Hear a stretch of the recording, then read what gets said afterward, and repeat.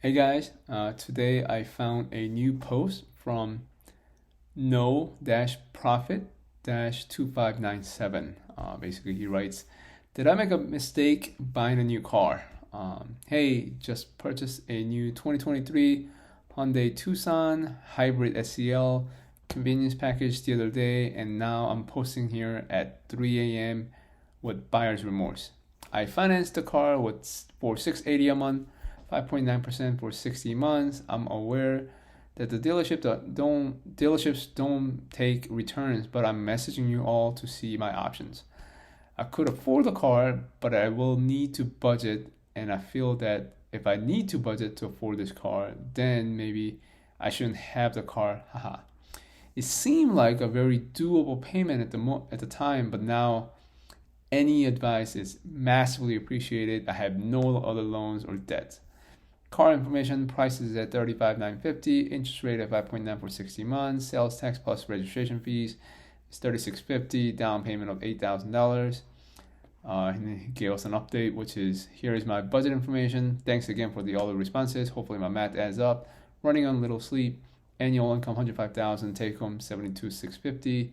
Monthly about $6,054 per month. Monthly expenses, needs/savings about $37.80 a month.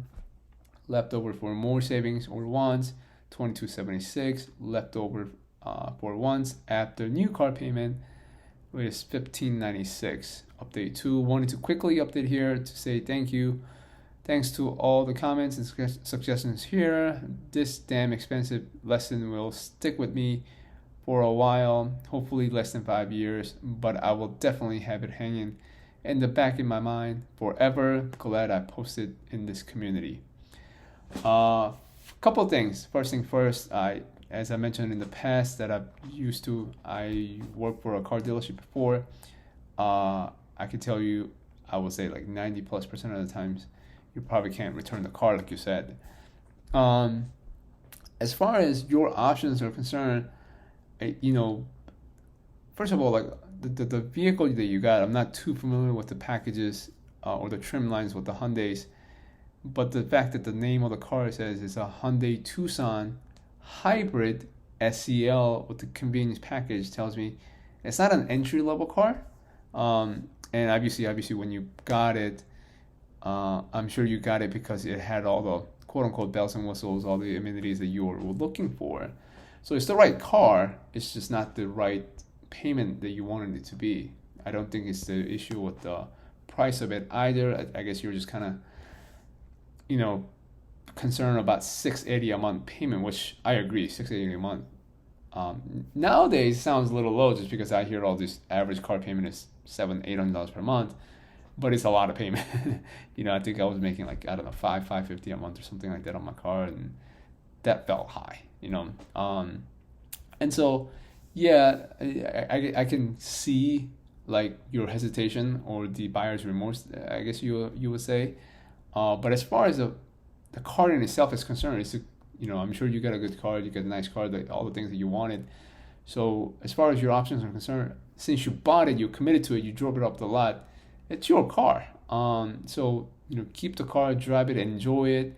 You could say, hey, you know what, I want to sell it or trade it and stuff like that. But the loss that you will take on that is going to be even bigger mistake when it comes to the finances. And obviously, you're going to be doing that to get into another car that's less of a vehicle. And the thing is, one, you're not going to be as happy with that, and two, it depends on the terms of the finance you're going to end up getting. You may actually pay about the same or more in the end by the time it's all said and done. And so, I'm just not sure trying to trade that in so early after, I don't know, a couple of days or a couple of hours of having it is a good idea. I think again, all of it is done, said and done. You got the car you wanted. It's got all the bells and whistles and equipment, all of that you're looking for, the aesthetics and all of that you're looking for. Keep it, drive it, enjoy it. I would not recommend, trading it in 3 years, 5 years, and whatever. Just drive it as long as you can. Like it's a car, that's what they're meant for, to be used, to go back and forth to work and, go on road trips and stuff like that. Now, the only caveat here would be if it was maybe not a Hyundai Tucson, but let's say if it was like a luxury brand vehicle, or if it was like a a performance vehicle, something like that, which has like it's gonna cost you arm and a leg to maintain it, then yes, maybe you need to trade it in as soon as you can, just get rid of it, take the loss, because the taking a loss now will be less than if you were to take a loss down the road, just because the sheer amount of the money you would have to pour it in just to maintain the vehicle. But again, I just don't know if that's the case. That's going to be the case here, considering generally speaking, Hyundais are more of a average Joe, like easy to maintain, low cost maintenance car. So I think you are good there. As far as the car itself is concerned, right? Unless you just hate the car. So that's that. But more importantly, though, I think again your interest rate and all that, I think is fine. Your monthly payment, with everything that you got, I think is really fine. I do have a formula that I usually use, which is, what you make in a half a week should be the maximum payment that you should be making. In this case, actually $698, and I think you said your monthly payment was $680, so you fall into that too. So I think according to my math, my rule of thumb is whatever your take home is per week, and divide that by 2 should be the maximum monthly payment on a vehicle. In this case, $72,648 divided by 52 weeks, and divide that by 2 gave me $698.54. And you said your monthly payment on that is $680, so you're actually coming in $18.54 per month less than what my personal rule of thumb is on affording the car payment. So that tells me that you're good to go as well, and that's for 5 years. So and then you can try to pay it faster, and try to pay it off in 3 to 4 years, and I think you're good to go there. But again, the more important question here, which is what I really wanted to talk about, is actually setting up your budget. And obviously, I don't know so much about where you are at, but based on just reading what you posted, I feel like you're in a very similar situation as where I was not too long ago, just actually like very, very recently.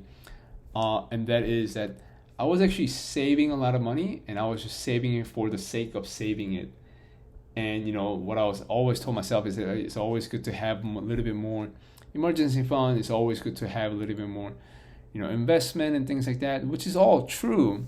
It sounded good and it's all true, but it actually limited me so much because I was so uptight about saving as much as I can and saving every dollar of it, every cent of it, and which I guess you're looking forward to the future, but you're actually limiting yourself from enjoying things that are going on today, and some things in life you just can't get it back. And when you get older, you just can't do the same amount of things or same type of things that you could have when you were younger.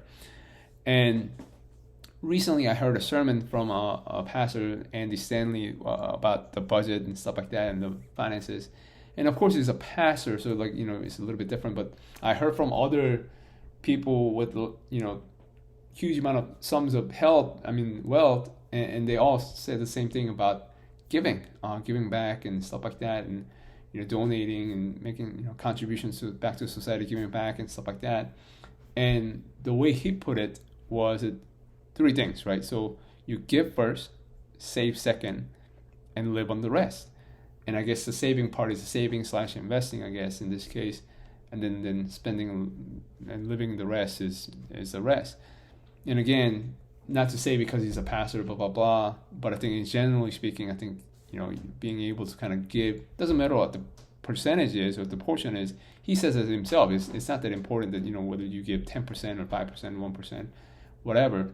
But when you are in a habit of just consistently giving, and you have a plans for that giving, right? You don't make a random, a donation. You don't fall into frivolous spending in the name of giving or donating, because you already do it. You have a plan set aside for a specific cause, and so that kind of helps you kind of monitor the money better, if that makes sense, right? So give the first thing first from the top, get it out of the way, and then you can quote unquote save / invest, which will help you, kind of set it up for yourself for the emergency fund for the future, the retirement, what have you, things like that.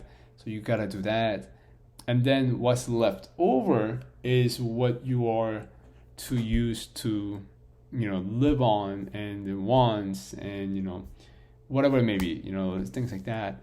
And so that way, because the reason I say that is because on your writing you said monthly expenses, and in parentheses you put needs / savings. So you already covered what the $37.80 a month needs / savings. But then afterwards you put left over for more savings and wants. So the savings are in both categories. So you have a money you're making and you take the taxes off first, and then you're left with savings and needs, and then needs and wants. Savings and wants. So it seems like we're just saving for the sake of saving, which could be true, which maybe not true, but that's what it feels like, what it seems like. So I wanted to kind of say, hey, you can kind of set yourself up for X amount of dollars per month savings, and then anything goes above that, again, so you do the giving first, and then you do the saving / investing second, right? And the rest of it, you can live off on it for the wants. And that way, I think you would have an easier time to affording the $680 monthly payment, because mathematically, and I know and everybody knows that you could do this because, again, you're saving after your needs and savings, you still have $2,300 per month left over. So from that, you can just afford to make the monthly payment of $680 a month. That's not a big deal at all. But I think you just feel like you could have actually save a little bit more of that money. I think somebody suggested you made a $200 monthly mistake because obviously the cars are not for free. So if you consider that, so if you will say, hey, my monthly budget should only be $480 a month, but the extra $200 a month, man, I made a mistake because I actually, I'm overspending it. But at the same time, what I'm saying is that if you actually have the other things budgeted out, you could splurge a little bit for the next 60 months on the next $200 per month, or you can use that and be aggressive and try to pay that off. So like you said, your time of making that payment back is a lot shorter, right? So hope this helps. That kind of helped me a lot for me personally. So hope that kind of helps you as well. Please subscribe, leave comments, let me know. Thank you.